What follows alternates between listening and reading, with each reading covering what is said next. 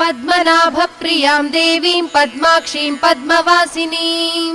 पद्मवक्त्रां पद्महस्तां वन्दे पद्मामहर्निशम् पूर्णेन्दुबिम्बवदनां रत्नाभरणभूषितां वरदाभयहस्ताभ्यां ध्यायेच्चन्द्रसहोदरीं इच्छारूपां भगवतः सच्चिदानन्दरूपिणीं सर्वज्ञां सर्वजननीं विष्णुवक्षस्थलालयां दयाळुमनिशं ध्यायेत् सुखसिद्धिस्वरूपिणी।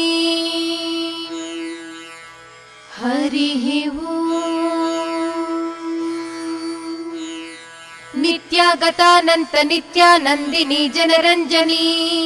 नित्यप्रकाशिनी चैव स्वप्रकाशस्वरूपिणी महालक्ष्मीर्महाकाली महाकन्या सरस्वती भोगवैभव सन्धात्री भक्तानुग्रहकारिणी